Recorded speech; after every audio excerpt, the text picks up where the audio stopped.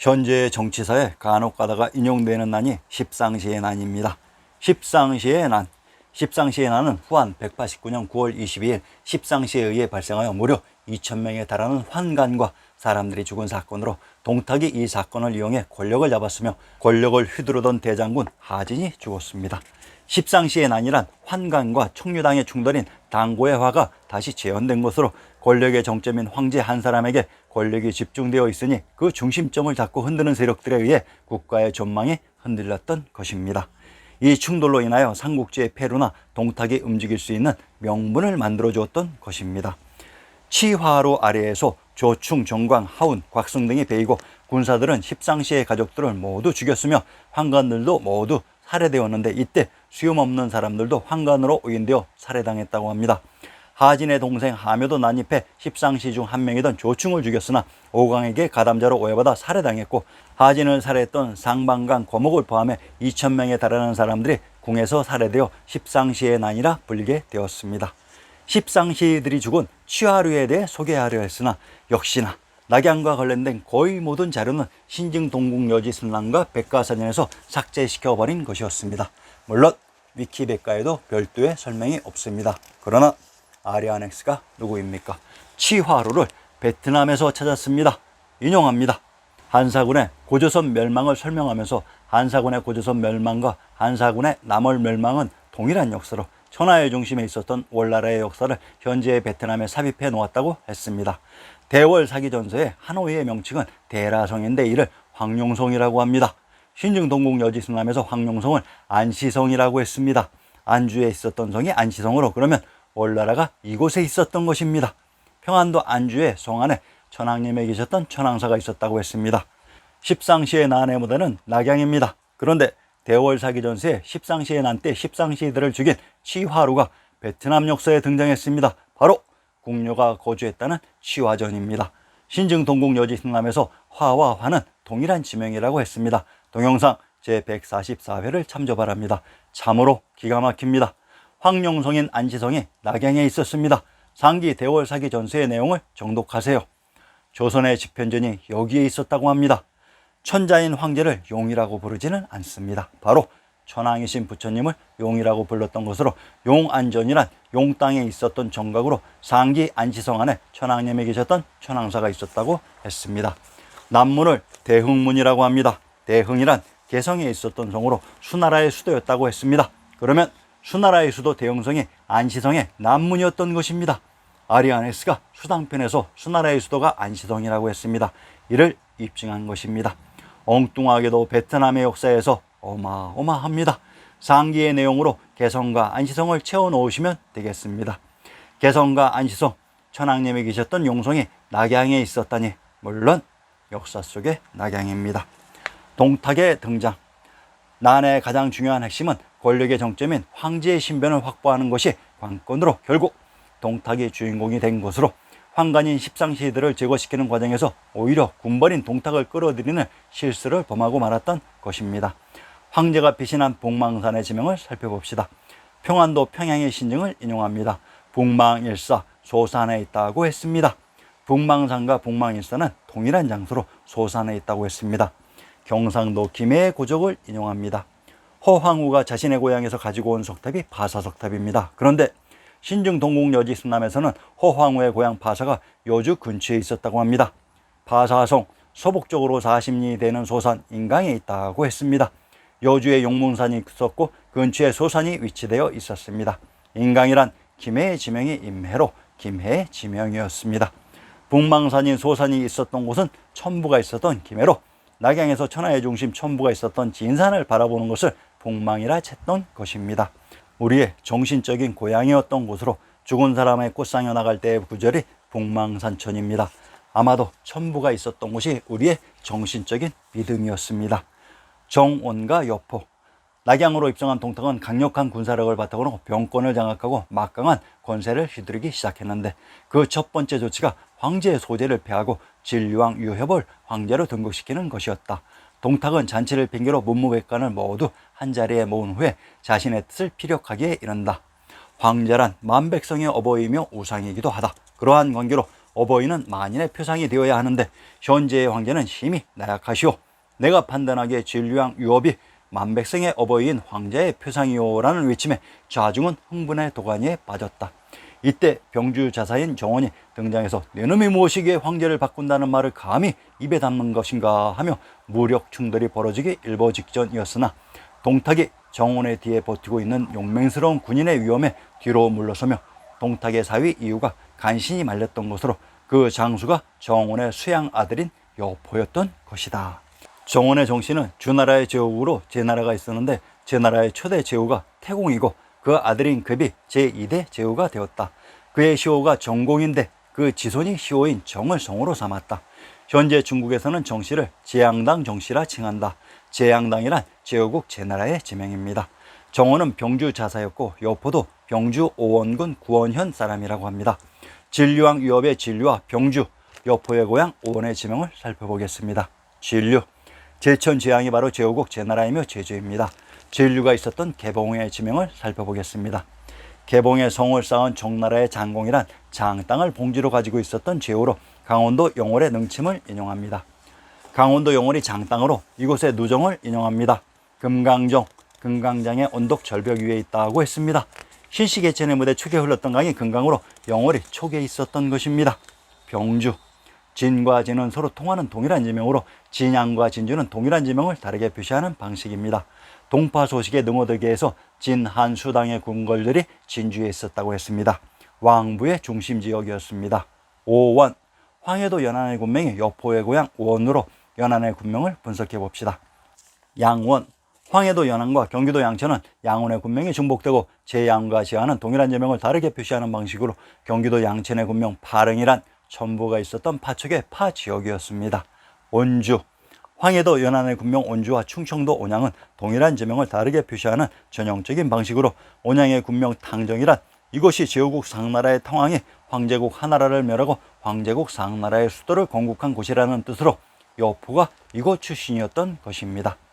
발해태수 원소, 원소는 4세 상공의 명문 집안 출신으로 궁궐 내에서 지지자들이 많았지만 낙양은 그의 본고지가 아닌 외지이므로 동탁의 군사를 당할 수가 없었다. 이에 그는 낙향하게 되었고 원소의 반란을 두려워한 동탁은 원소에게 벼슬을 내리면서 마음을 누그러뜨렸던 것이다.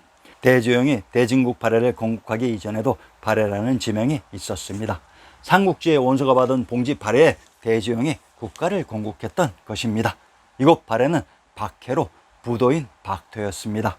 후한 14대 마지막 황제 헌제, 별난시 서랭의 군벌 동탁이 별난의 자초지정을 듣기 위해 소제와 이야기했으나 그가 알아듣지 못해 다시 진류왕에게 묻자 진류왕이 자세히 설명해 주었다. 동탁은 진류왕을 키운 사람이 자신과 성씨가 같은 동태후인 것을 알고 소제를 폐위시키고 진류왕을 황제로 세울 것을 마음먹었다. 낙양에 입성한 동탁이 소제를 폐하고 진류왕을 임금으로 세우니 그때 헌제의 나이가 불과 9세였다. 연호를 처평이라 하였다. 동탁의 정치 군사적 실권은 이미 장악한 상황이었기에 쉽게 제어할 수 있었고 뚜렷한 정치적 기반이 없었던 헌제를 허수아비로 세운 것이었다. 진류는 남양에 있었으며 남양의 당성은 천황님이 계셨던 곳이라고 했습니다. 양성에서의 만행과 월기교우 오부, 천하의 중심 양성에서 단오날 동탁이 만행을 저질렀습니다. 역사 속의 강릉은 천하의 중심 금성천부가 있었던 곳이라고 했습니다. 그래서 현지에도 강릉의 단오제의 전통이 내려왔던 것으로 5월의 단오날 동탁이 백성들이 놀면서 쉬는 모습이 보기 싫었는지 만행을 저질렀습니다. 천하가 어지러워도 의로운 사람이 있었나 봅니다. 동탁의 시해에 실패했지만 그 이름을 역사 속에 남겼으니 그는 월기교우 오부로 밝혀졌고 동탁은 그의 가족을 모두 참살하라는 잔악한 명령을 내리고 말았습니다. 이렇게 동탁의 악행이 날이 갈수록 심해지자 내심으로 붕괴하는 사람은 크게 늘어났던 것입니다. 동탁이 만행을 저지른 양성의 지명을 살펴봅시다. 경기도 양성의 산천을 인용합니다.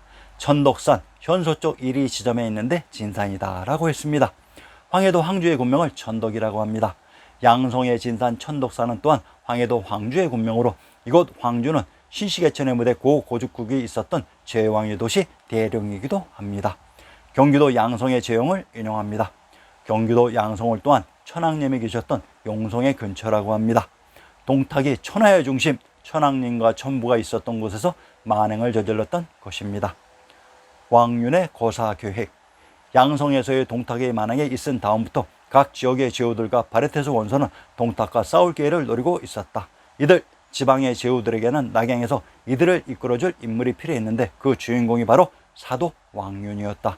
왕윤은 후한 말의 정치가로 자는 자사이며 병주 태원군 기원 사람이다. 왕윤의 고향 태원에 대해 살펴보겠습니다. 태원, 평안도 자선의 군명의 태안으로 태원과 태안은 동일한 지명을 다르게 표시하는 방식으로 상기의 평안도 자선, 황해도 문화, 함경도 문천은 문성과 문주의 지명이 일치되는 곳으로 이곳은 무력을 사용하지 않고 천웅의 법이 시행되었던 천축입니다. 이곳 천축인 천부를 둘러싸고 있는 지역이 무주로 이곳 무주는 속세의 법이 통했던 지역으로 그래서 문감으로 이 두 지역을 구분했던 것입니다. 왕윤은 자기의 생일이라는 고직구실로 뜻을 같이 할 것 같은 문무백관을 자신의 집으로 초대해서 그들의 의향을 떠보게 되었다. 많은 대신들은 동탁의 만행으로 망하게 될 나라의 운명에 눈물을 흘리며 비통해하고 있었다. 이때 파한대소하며 좌중에 찬물을 끼얹으며 일어서는 인물이 있었으니 조조의 위기와 진궁. 완산주인 전주 출신의 조조는 태연자약한 표정으로 대신들에게 구하길 이 자리에서 운다고 동탁에 죽겠습니까? 누가 호랑이 목에 방울을 날 것인지 또는 방울단목을 칠 것인지를 논해야지. 나 조조가 동탁을 죽여드리겠습니다. 이 말에 자중은 모두 침묵의 상황에 빠졌다. 다음날 평상시처럼 동탁에게 아첨하고 고분고분했던 조조는 평상시보다 늦게 동탁을 배할하고 있었다. 월기 교위 오부의 사건 이후 동탁의 주위에는 항상 여포가 있어 개미새끼 한 마리 접근할 수 없었으므로 거사를 치르기 위해서는 여포를 동탁과 떨어뜨려 놓아야만 했다. 평상시보다 늦게 도착한 조조에게 동탁이 그 이유를 물으니 조조는 말이 노쇠해서 늦었다고 핑계를 대었고 이에 동탁은 자신의 고향인 서량에서 도착한 명마를 조조에게 갖다 주라고 여포에게 지시를 했던 것이다. 자, 이제 천재 1호의 기회가 조조에게 주어졌습니다. 누워있는 동탁에 대해서 복음을 뽑아 동탁을 치려는 순간 여포가 등장했고 이에 조조는 즉시 무릎을 꿇으면서 복음을 동탁에게 바치는 신용을 해서 위기를 모면하게 되었다. 조조에게 말을 주어 보낸 동탁과 여포는 아무래도 조조의 행동이 석연치 않아 다시 호출하였지만 조조는 이미 주랭량을 치고 전상금이 붙은 수배자가 되기에 이른다. 아, 영웅의 인생은 가시밭길인가 보구나. 조조는 결국 중모현에서 광군에게 체포당하고 그곳에서 투옥되게 되었다. 중모현이란 모현의 중부지역으로 조조가 낙양에서 패국인 전주에 붙인 조승에게로 가다가 도중에 하우의 무대 모산에서 체포되었던 것입니다. 중모현의 현령 진궁은 원래 반동탁의 세력으로 조조를 떠보기 시작한다. 조조 자네는 동탁에게 아첨하던 하수인인데 어찌 그 주인을 헤아려 했는가. 이때 모든 것을 체념한 조조는 진궁을 향해 어찌 잡세 따위가 봉황의 큰 뜻을 알 수 있겠는가. 내가 동탁을 섬긴 이유는 그의 악행을 보고 죽이기 위해 고의로 몸을 숙였던 것이다. 이때 조조의 본심을 확인한 진궁은 조조와 함께 의기투합해서 떠나기로 한다. 진궁은 후한말 정치가로 자는 공대이며 연주 동군 무양현 사람이다. 진궁의 고향 동군과 무양의 지명을 살펴보겠습니다. 동군, 무양. 시선은 복양이며 그 송터는 하남성 복양에 있다. 복양은 연주 동군에 속하며 송터는 하남성 복양에 있다고 했습니다.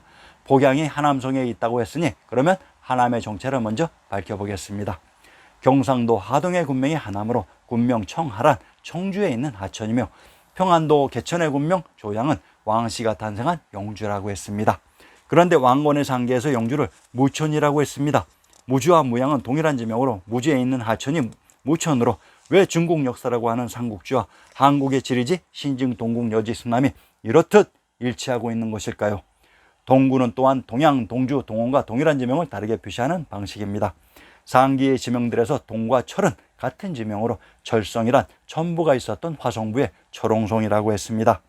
조조는 중모현에서 자신의 부친인 조승에 있는 전주로 가는 도중에 성고에 있는 부친 조승의 의형제였던 여백사의 집을 방문하게 됩니다. 그는 손님에게 내놓을 술이 없어 술을 사러 외출하고 집안에서는 손님을 대접하기 위해 돼지를 잡을 준비를 하고 있었다.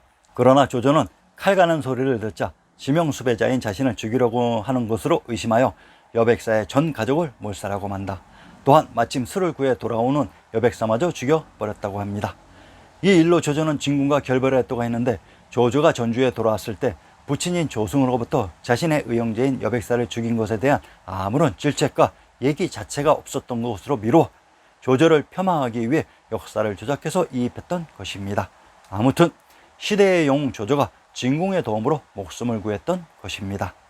여백사는 성고인 하남성 형양 사람이라고 합니다. 성고는 팽성전투에서 대패한 유방에 항우의 천나라 군대에게 포위당해 봉변을 당한 곳입니다.